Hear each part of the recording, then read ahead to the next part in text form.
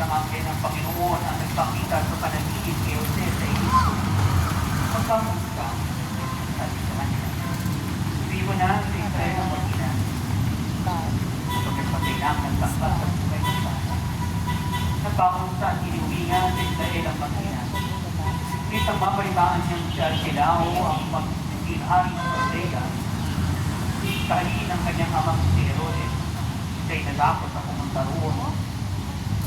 Isang dinahinan sa panaginip. Kaya nagtungo siya sa Galilea. Sa Nazaret sila na nilaman. Upang matupad na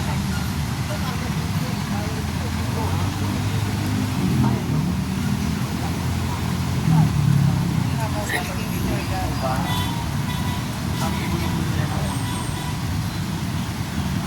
Minsan po hindi kang sumapit sa amin. Dala-dala. Sabi ko, kailangan mag-ilan ko.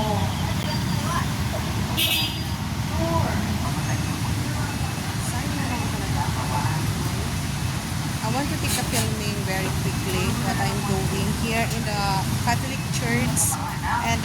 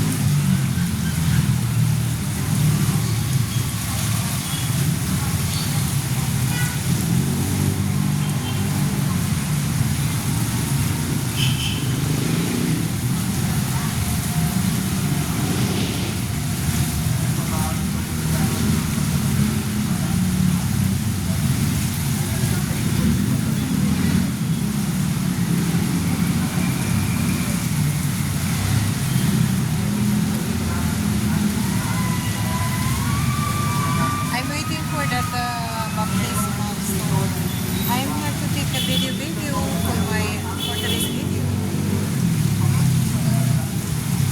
This is the Holy Church, guys.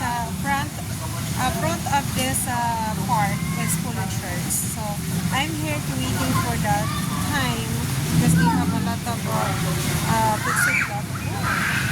I mean, they need the time is 11 o'clock. So I'm waiting here. Time now is 9:35. It's okay for waiting here because it's not too much hot. I buy a new umbrella because I forgot the umbrella when I pick up in my house, and then I use a tricycle, and then I forgot in the tricycle. So I buy a new one. This is 150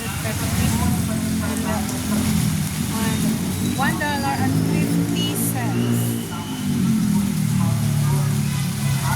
The color red. Today is my lucky color is red. Red and green. This is my slim bag is green. And I have jeans. I have a black strap. Also is black. And then I have a sandals is white. And then I have a top one. And then I have a blue one. It's a formal occasion, so I use this kind of personal. What for this? It's a personal.